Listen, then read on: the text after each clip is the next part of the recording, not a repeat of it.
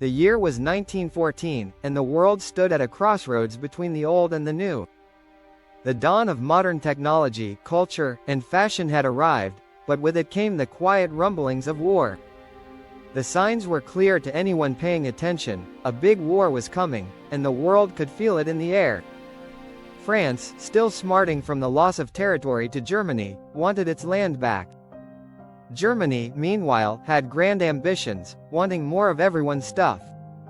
They were building a shiny new navy, and the British were getting uncomfortable.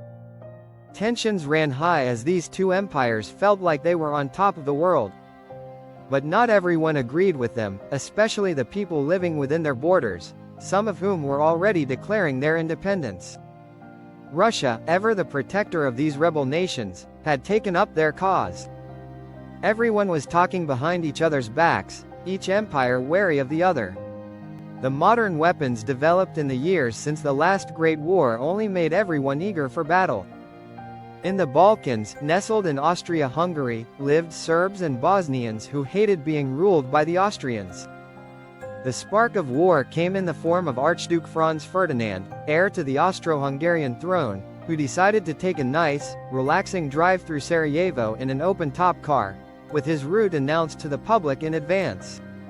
The moment was inevitable. A group of assassins, waiting along his path, threw bombs at the car. But they missed, and instead, the blast took out some officers behind the Archduke. Instead of fleeing the scene, Franz Ferdinand did the unthinkable. He went back out into the open air, choosing to visit the wounded officers in the hospital. In a stroke of terrible luck, his driver took a wrong turn, getting stuck right beside one of the failed assassins. The man, taking advantage of the opportunity, shot the Archduke dead. Austria-Hungary, enraged by the murder, suspected the Serbian government had been involved, and they were determined to punish them. They turned to their ally, Germany, for support. Germany, eager for war, was all too happy to help. Austria-Hungary sent a list of impossible demands to Serbia. When Serbia refused to comply, Austria-Hungary declared war. But Russia, who had promised to protect Serbia, wasn't about to let that slide. They mobilized, and since Russia and France were allied, France declared war on Austria-Hungary. Britain, somewhat reluctantly, stood by France, and Germany, seeing all their alliances stacking up against them, marched into France with the goal of sweeping through quickly, before the Russians could mobilize. Germany's plan was simple. They knew Russia was huge and slow to act, so they decided to strike France first, defeat them, and then turn east to face the Russians. With the speed of their forces and the surprise on their side, the Germans believed victory was within reach.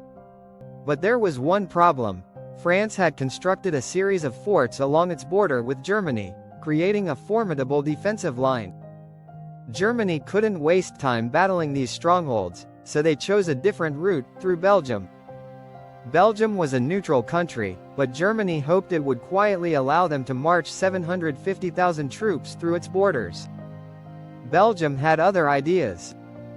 They fought back fiercely, slowing the German advance. Worse still, Britain, having promised to protect Belgium, now declared war on Germany. The Germans, undeterred, continued to push through Belgium, committing atrocities along the way, their uniforms adorned with skulls and spikes. The image of the enemy was beginning to take shape, not just on the battlefield, but in the eyes of the world. The Allies used this to their advantage, spinning a powerful propaganda campaign, which made its way across the globe. In the United States, President Woodrow Wilson, who saw himself as a kind of peacemaker, tried to convince everyone to come together and settle things without bloodshed. However, his idealism clashed with the realities of war, and as reports of atrocities spread, the American public, especially the large German-American population, became less sympathetic to Germany's cause. Back on the front lines, things were anything but ideal. The French soldiers, with their bright blue uniforms and red trousers, stood out like targets against the backdrop of war. The Germans, spotting them easily, tore through them with devastating artillery and machine gun fire. Both sides went into the war thinking it would be quick and decisive, but they quickly had to adjust their strategies and uniforms as the new technology of war made old tactics obsolete. This was no longer the type of battle anyone had experienced before. Russia, who had been slower to mobilize than expected, suddenly arrived on the battlefield in full force.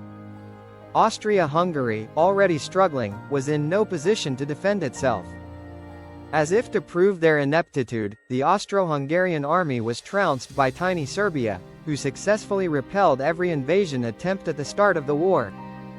Germany, on the other hand, saw some success. They pushed the Russians back, almost completely wiping out their second army. But on the Western Front, things were far from easy.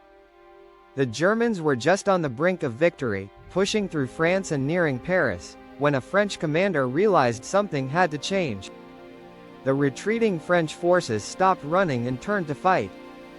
This change in strategy caused a gap to open up in the German lines, and the Allies quickly exploited it. The Germans were forced to retreat. The Allies, emboldened by their success, counterattacked. And so began the long, grueling phase of trench warfare. Both sides dug in, creating defensive lines stretching from the sea to Switzerland. In the trenches, soldiers faced unimaginable horrors. Two opposing armies would fire hundreds of thousands of artillery shells at each other, for days on end. The psychological toll was immense. Then, the attacking troops would leave the safety of their trenches and rush across the muddy, treacherous no-man's land, a battlefield filled with shell craters and barbed wire. The defending side would unleash machine gun fire, cutting down waves of soldiers as they tried to advance. For every inch gained, thousands of lives were lost. Life in the trenches was hell. Soldiers lived amidst the stench of death, surrounded by rats, disease, and the constant threat of being killed by artillery fire. The mud could swallow them whole, and pools of poisonous water made everything more miserable. Corpses were left unburied, adding to the grim atmosphere. It was a war of attrition, with no end in sight.